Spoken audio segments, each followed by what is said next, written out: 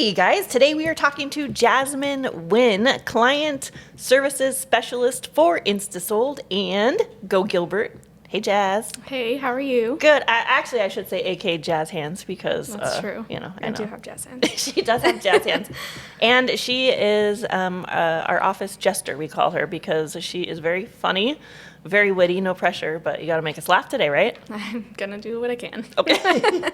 Although it is, I guess it's a little more serious subject that we're talking about today, so it might be harder. So Jasmine has had quite the journey with IVF, and we've been fortunate to kind of be with you through most of it, I feel like. You know, kind of your journey, and you've shared some things with us, and I think that there's a lot of other people out there who could be potentially going through the same thing. Sure. May have questions about it, so I thought, who better than to talk to than you, who has actually gone through it and has a lot of good info and insight. So Yeah, totally. Well, I'm an open book, so whatever you want to know, I'll be happy to talk about. Okay, so you are not old. Well, I feel old. You feel, No, but how old are you? I'm 26. I'll be 27 in September. So. And so you're young and in really good shape. I know that. I've seen your pictures on Instagram and you work out all the time. So for me, when we talk about IVF, I think of someone who's maybe older, maybe not really fit, you know, someone who maybe was later in life in their 40s, starting a family. So, but that wasn't the case with you, was it? No, it definitely wasn't. We actually started trying when I was 24. And so I feel like that's super young. And so we started trying and it wasn't happening. And so we actually sought out a few different fertility treatments before seeking IVF. And that was just something with our diagnosis. It's unexplained. And I feel like that's just something you don't really think about or are never told about. So you started trying when you were 24. And then when did you go, okay, well, something's wrong, like nothing's happening? Right. So I feel like about 6 months into it, I just had this gut feeling that, you know, it's not happening, something's got to be off. So I did mention to my OB at that 6 month mark, you know, we've been trying for a while, it's still not happening, not sure what's going on. And he kind of did just brush it off, you know, you're young, it'll happen, it takes healthy couples up to a year to conceive. And so that was kind of the first step where I was kind of had an inkling that it might not be as easy for us as it had been for some of our friends. Yeah. And so when did you decide, hey, we need to do something else? Was it after that year mark or? No, so it was actually still at that 6 month mark. I was really persistent with my OB. And he had ordered what's called an HSG, and it's a hysterosalpingogram. And it's where a doctor puts a catheter into your uterus, injects dye, and the dye is supposed to flow out of your fallopian tubes to see if they're open. Okay. Because if you have a blockage, the egg obviously can't get through and can't get attached to the little tube. Can't get where it needs to go. Yeah. So we did that, and those results did come back normal. Oh. My husband, he actually had a semen analysis done at that time too to check, you know, his count, the shape, the numbers, everything. They're good swimmers. Everything was perfect, of course. And so we got no answers there. And so he did prescribe us 3 months of Clomid, which is actually an ovulation-inducing drug. So it helps you ovulate if you don't already. And then if you do ovulate, it helps you with what's called superovulation, which is where you ovulate more than one egg. Okay. So it's supposed to increase your chances that way. Gotcha. And you did that for 3 months? 3 months, yes. So 3 months, nothing happened. So we're at would you say we're at 9 months from when you started trying? Yeah, about 10 months. Still didn't happen. And so, you know, we finished out the year. We just figured we'd try naturally, try to do what we could. And then the new year came around, still wasn't happening. And so I actually sought out a reproductive endocrinologist. Okay. From a fertility clinic, and he told us that we were actually ideal candidates for IUI, which is intrauterine insemination. So it's So explain what that is. Yes. So it's basically where, you know, they're monitoring your follicles that you're growing on your ovaries throughout the month, and then at the perfect time they give you what's called a trigger shot. Excuse me. So that makes your body ovulate, and at that time they actually take a sample from your husband, a donor, whoever, and they actually put it in with a catheter very top of your uterus. So you know it's where it needs to be. You know everything is perfect timing, and that is supposed to make it happen. Make it happen. Make Exactly. So yeah, that would bypass things like an incompetent cervix, or like, you know, if you have a hostile environment in there, it's just not working like it should. Right. So we actually did what ended up being 4 months of IUIs. One of those cycles got canceled, so it ended up being 4. We originally planned on only doing 3. So three times where they take basically your husband's sperm and shoot it up there where it's supposed to go. So 3 different. So is that probably when you're ovulating or? Yeah. And that's the thing with the trigger shot too, is that when you give it to yourself, you're supposed to ovulate approximately 36 hours after.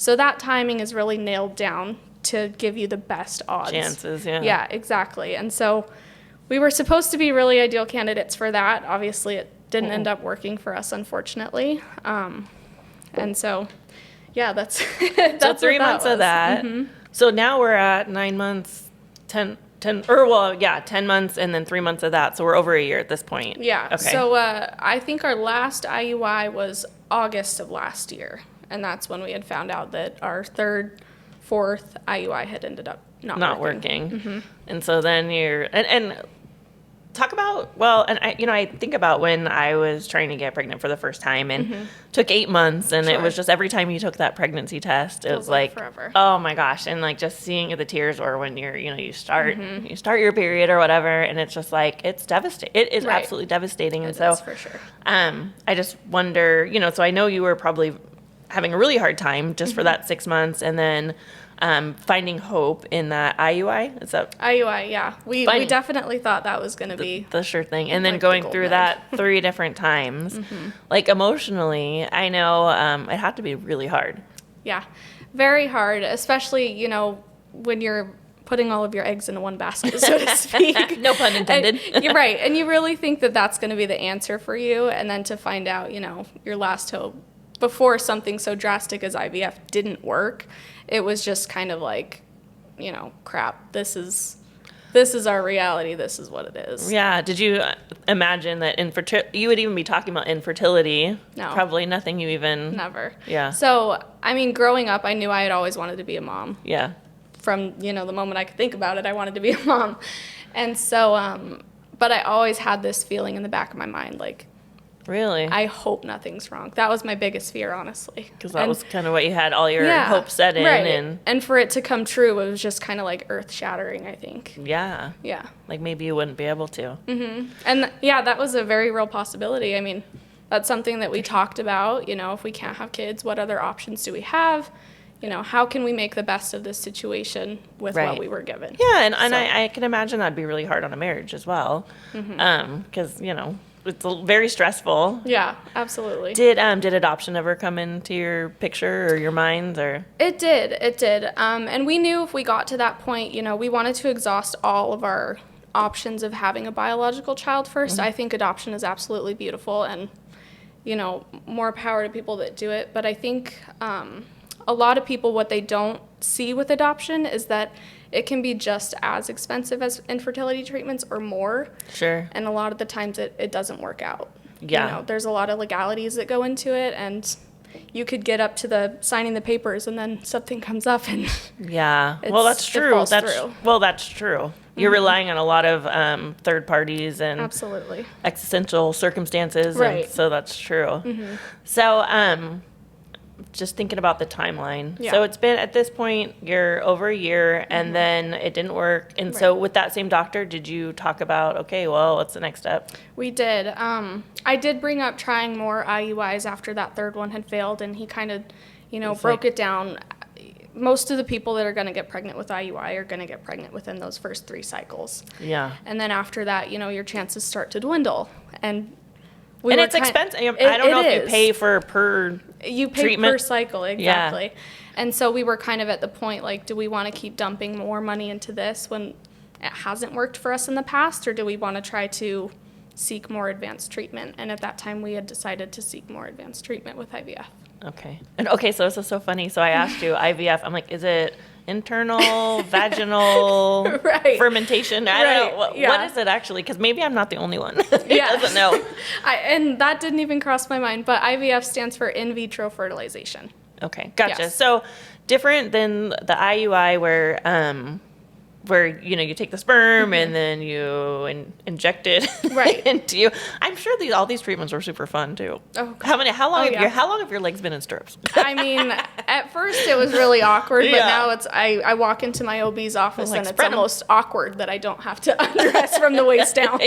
So It's funny and funny. I know I'm digressing, but like when you first started working for us and the story about donating blood and the needles and how afraid you were, like petrified, like crying, afraid of needles. Yes. And what now? I mean, now it's changes. kind of settled down. When we were in the midst of IVF, I think I was getting blood drawn every day or every other day. Bruises up and down my arms from the veins, and Yeah, it was just just, crazy. And I think I second remember nature. saying, like, you were so afraid. I'm like, oh, wait till you become, wait till you Right. get pregnant, or because you're gonna get, and because that's what did it for me. Yep. I mean, then you have no choice, and Right. obviously you're like already a mom, so Yeah. then you just like, well, I'll do whatever it takes, and so it kind of gets rid of that fear. Huh? Yeah, oh, absolutely. I mean, I think it's a little bit back now that we've kind of Oh, settled God. down. Now you're afraid again. But during IVF, I mean, it was just like nothing new. Poke me, prod me, yeah. They'd ask which arm, and I would Doesn't say even matter. it really doesn't matter, whichever one you prefer. So, Oh my gosh. Okay, so you talk to the doctor and you make an appointment for the IVF. yeah. So after our last IUI failed in August, we decided we were going to kind of take a break, take the holidays, chill out with everything. Think about something else. 'Cause yeah, it consumed you, I'm sure. Right, exactly. For those 3-4 months, that's all we were thinking about was, is this going to work? It consumed our lives. So we took September, October, November, and most of December to just kind of be us again. And then we got into IVF at the end of December. Okay. So, and then that was, full swing. We got a big box of injections delivered, and it started, and it just So talk about, and that's one thing that I had no idea that Right. injections, like what does that look like? So the injections, that they give you are to, what am I trying to say? Basically amp up your Like estrogen? ovaries. Oh, okay. Yeah, so that you can produce as many eggs as possible. Okay. For IUI, they did kind of the same thing. It was just kind of toned down because they didn't want you producing, 30 plus eggs. Have 30 babies? When they didn't have as much control over it. So the injections, I did, I think 3 a day, 3 or 4 a day up until our egg retrieval, which was about a week after I started them. Okay. And so, I guess kind of taking a step back, another procedure that we did to just kind of rule everything out was called an SHG, which is I have it in my notes, a sonohistogram. Okay. And that's kind of like the first one, but instead of injecting dye, they inject saline into your uterus and use an ultrasound just to make sure there's nothing growing in there that shouldn't be, so that when they do transfer the embryo, everything looks good. Everything Make should sure look it's good. healthy and everything Right. was, right? Mm-hmm. Well, no. Oh. Actually, that's the only thing that they found. They did find polyps in there. Which is pretty normal, right? Or I feel like. I think. Yeah. I'm not too sure on that, but I did have a surgery to remove the polyps 3 days before I had my egg Okay. retrieval surgery I as actually well. remember that. Yeah. Yeah, so I did want to back up and mention that as well. Yeah. So yeah, the egg retrieval, basically they put you under, they go in with this big long needle and they suck out as many eggs as they can. So they go like up through your. Yep. Okay. Up through the canal. Yeah. With the needle, and the needle Yes. like sucks out the eggs. Interesting. Yeah. And you're asleep, so you don't feel anything. Yeah, thank God. Yeah. So that happened. We were actually kind of shocked by our egg retrieval results. We ended up getting 66 eggs. And so my ovaries were just going crazy in there. And yeah, so that was really that was, oh my God. So it's just crazy, but I Yeah. think because there's no real answer through this whole thing. yeah. It's So- just crazy. I guess I'll walk you through what happens after the egg retrieval. Yeah. So once they have all the eggs out, they put them with the sperm and see how many fertilize. Now ours weren't fertilizing naturally, And so they had to do what's So called, what is this? Let me picture this. So they take out the eggs, and then they have the sperm, and then what do? They just like stick them in like a dish and be like, do your thing? Like, I don't know what so it thinks. I think they're all separate. All the eggs are separate, and Okay. then they put a certain amount of sperm in with each egg. I could be totally wrong because I'm Yeah, not an embryologist. But from your from experience, so Yeah. what you've picked up along the way. Exactly. I think that the eggs are separate, and they put the sperm in with the egg and see if it'll fertilize. Ours didn't fertilize naturally, so the sperm couldn't get into the egg, and so they did what's called ICSI. So it's ICSI. I can't tell you what it stands for because Yeah. I've forgotten. But that's where they manually inject the egg with sperm. So we had Interesting. 51 of the 66 eggs fertilize. And then I believe 39 made it to A different stage. another stage, right. And then 27 or 29 of those made it to a blastocyst stage, which is where they freeze everything. They biopsy it if they're going to test it, and they send it off for genetic testing, which we did. To make sure, and then the genetic testing to make sure that they're healthy and Right.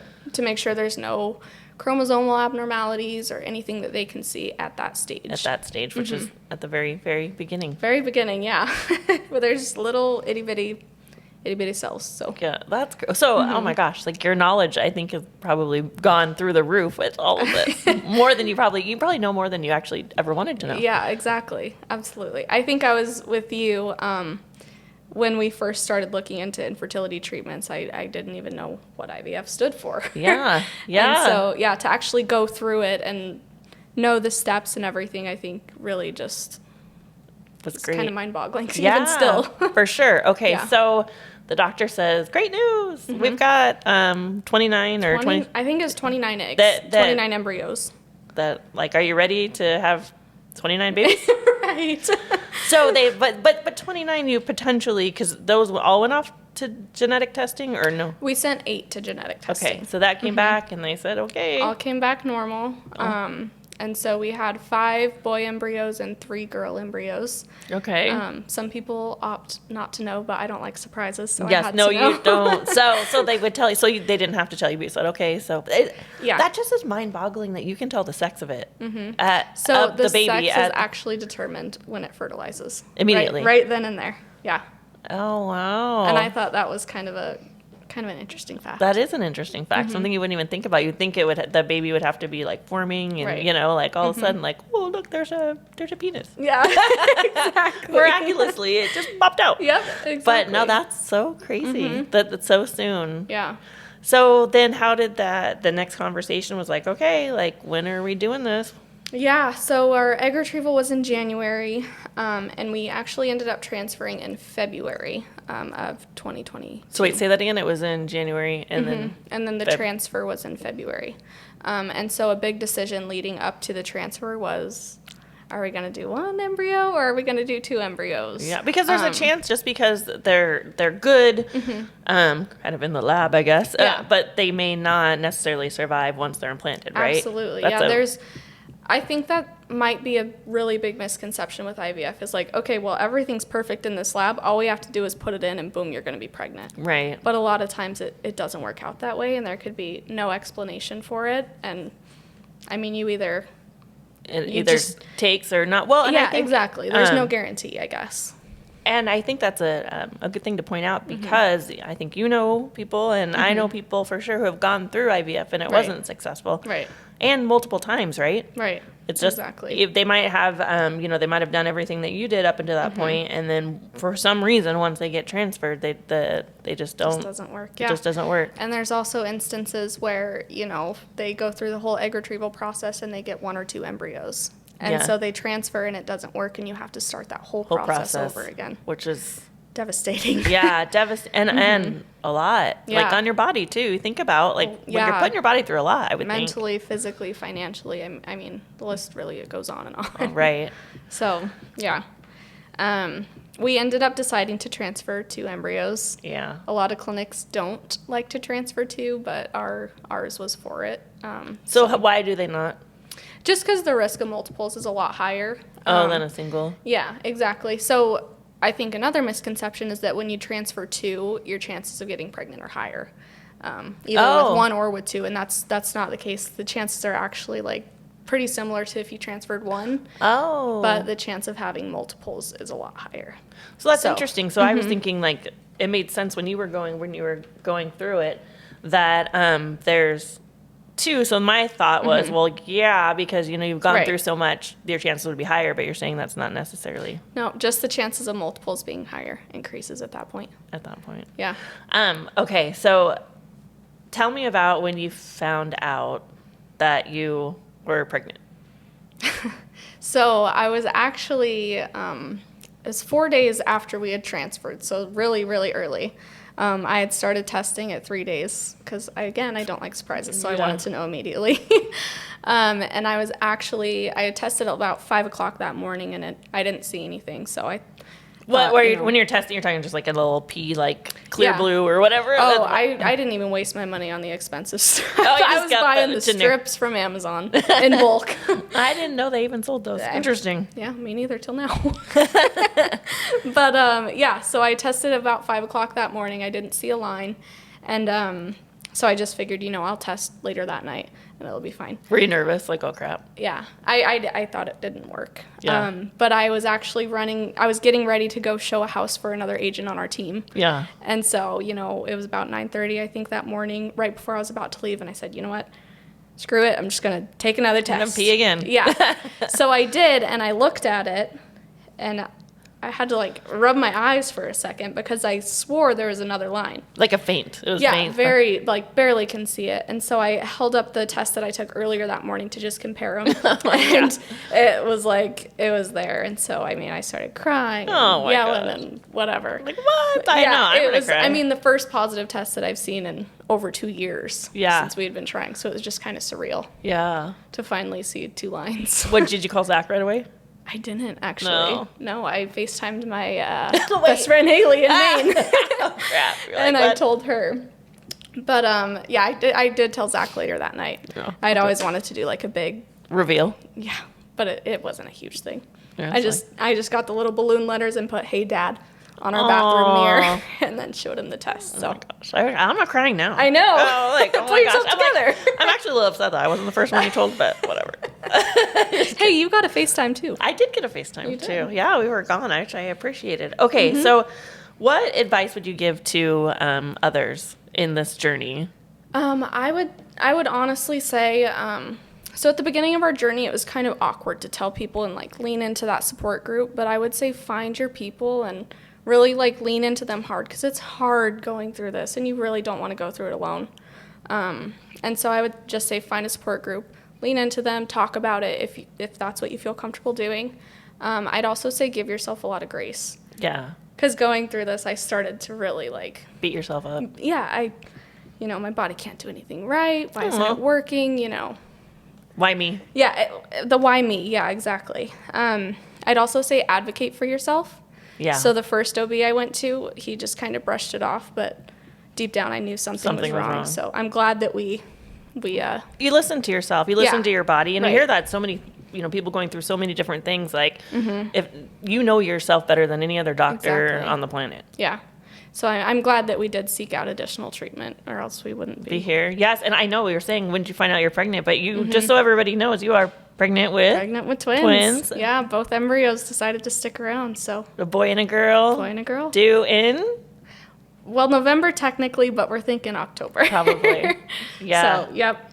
And so I would just the last piece of advice would just be to remind yourself that every day that you're fighting through the infertility and trying to get pregnant and everything is just one day closer to either, a child from adoption or surrogacy or whatever, or to your miracle baby. Yeah.